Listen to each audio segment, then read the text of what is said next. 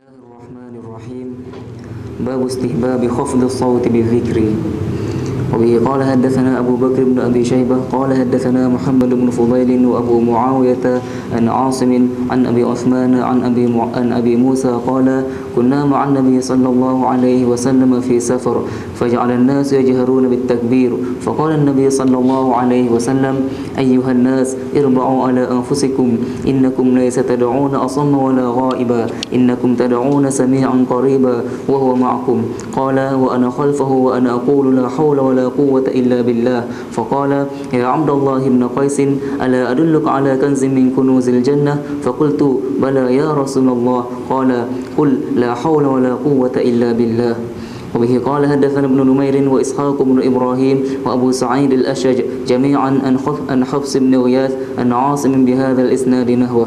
وبه قال حدثنا أبو كامل فضيل بن حسين قال حدثنا يزيد يعني ابن زريع قال حدثنا التيمي عن أبي عثمان عن أبي موسى أنهم كانوا مع رسول الله صلى الله عليه وسلم وهم يصعدون في ثنية. قال فجعل رجل كلما على ثنية نادى لا إله إلا الله والله أكبر. قال فقال نبي الله صلى الله عليه وسلم إنكم لا تنادون أصم ولا غائبا. قال فقال يا أبا موسى أو يا عبد الله بن قيس ألا أدلك على كلمة من كنز الجنة؟ قلت ما هي يا رسول الله؟ قال لا حول ولا قوة إلا بالله. وحدثناه محمد بن عبد الأعلى قال حدثنا المعتمر عن أبيه قال حدثنا أبو عثمان عن أبي موسى قال بينما رسول الله صلى الله عليه وسلم فذكر نحوه. وبه قال حدثنا خلف بن هشام وأبو الربيع قال حدثنا حماد بن زيد عن أيوب عن أبي عثمان عن أبي موسى قال كنا مع النبي صلى الله عليه وسلم في سفر فذكر نحو حديث عاصم. وحدثنا إسحاق بن إبراهيم قال أخبرنا الثقفي قال حدثنا خالد الحذاء عن أبي عثمان عن أبي موسى قال كنا مع رسول الله صلى الله عليه وسلم في غزاة فذكر الحديث وقال فيه والذي تدعونه أقرب إلى أحدكم من عنق راحلة أحدكم وليس في حديثه ذكر لا حول ولا قوة إلا بالله. وبه قال حدثنا إسحاق بن إبراهيم قال أخبرنا النضر بن شميل قال حدثنا عثمان وهو ابن غياث قال حدثنا أبو عثمان عن أبي موسى العشعري قال لي رسول الله صلى الله عليه وسلم ألا أدلك على كلمة من كنوز الجنة؟ أو قال على كنز من كنوز الجنة؟ فقلت بلى. فقال لا حول ولا قوة إلا بالله. وبه قال حدثنا قتيبة بن سعيد قال حدثنا ليث قال وحدثنا محمد بن رمح قال أخبرنا الليث أن يزيد بن أبي حبيب عن أبي الخير أن عبد الله بن عمرو عن أبي بكر أنه قال لرسول الله صلى الله عليه وسلم علمني دعاء أدعو به في صلاتي. قال قل اللهم إني ظلمت نفسي ظلما كبيرا. وقال قتيبة كثيرا ولا يغفر الذنوب إلا أنت فاغفر لي مغفرة من عندك وارحمني إنك أنت الغفور الرحيم. وحدثنيه أبو الطاهر قال أخبرنا عبد الله بن وهب قال أخبرني رجل سماه عمرو بن الحارث أن يزيد بن أبي حبيب عن أبي الخير أنه سمع عبد الله بن عمرو بن العاص يقول إن أبا بكر الصديق قال لرسول الله صلى الله عليه وسلم علمني يا رسول الله دعاء أدعو به في صلاتي وفي بيتي. ثم ذكر مثل حديث الليث غير أنه قال ظلما كثيرا. باب التعوذ من شر الفتن وغيرها. وبه قال حدثنا أبو بكر بن أبي شيبة وأبو قريب واللفظ لأبي بكر قال حدثنا ابن نمير قال حدثنا هشام عن أبيه أن عائشة أن رسول الله صلى الله عليه وسلم كان يدعو بهؤلاء الدعوات اللهم فإني أعوذ بك من فتنة النار وعذاب النار وفتنة القبر وعذاب القبر ومن شر فتنة الغنى ومن شر فتنة الفقر وأعوذ بك من شر شر فتنة المسيح الدجال.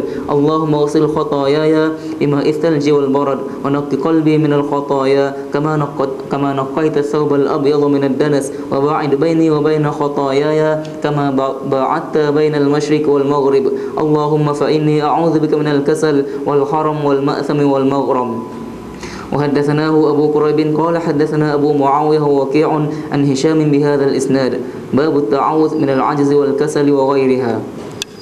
وبه قال حدثنا يحيى بن أيوب قال حدثنا ابن علي قال وأخبرنا سليمان التيمي قال حدثنا أنس بن مالك قال كان رسول الله صلى الله عليه وسلم يقول اللهم إني أعوذ بك من العجز والكسل والجبن والحرم والبخل وأعوذ بك من عذاب القبر ومن فتنة المحيا والممات. وحدثنا أبو كامل قال حدثنا يزيد بن زريع قال وحدثنا محمد بن عبد الأعلى قال حدثنا معتمر كلاهما عن التيمي عن أنس عن النبي صلى الله عليه وسلم بمثله غير أن يزيد ليس في حديثه قوله ومن فتنة المحيا والممات. وبه قال حدثنا أبو قريب محمد بن العلاء قال أخبرنا ابن مبارك عن سليمان التيمي عن أنس بن مالك عن النبي صلى الله عليه وسلم أنه تعوذ من أشياء ذكرها والبخل. وبه قال حدثنا أبو بكر بن نافع العبدي قال حدثنا بهز بن أسد العمي قال حدثنا هارون الأعور قال حدثنا شعيب بن الحبهاب عن أنس قال كان النبي صلى الله عليه وسلم يدعو بهؤلاء الدعوات اللهم إني أعوذ بك من البخل والكسل وأرذل العمر وعذاب القبر وفتنة المحيا والممات.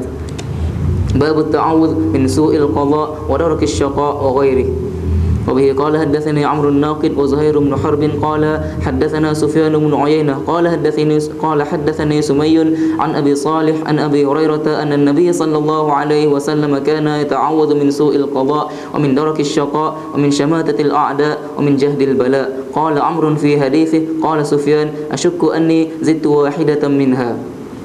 وبه قال حدثنا قتيبة بن سعيد قال حدثنا ليث قال وحدثنا محمد بن رمح واللفظ له قال أخبرنا الليث أن يزيد بن أبي حبيب عن الحارث بن يعقوب أن يعقوب بن عبد الله حدثه أنه سمع بصر بن سعيد يقول سمعت سعد بن أبي وقاص يقول سمعت خولة بنت حكيم السلمية تقول سمعت رسول الله صلى الله عليه وسلم يقول من نزل منزلا ثم قال أعوذ بكلمات الله التامات من شر ما خلق لم يضره شيء حتى يرتحل من منزله ذلك.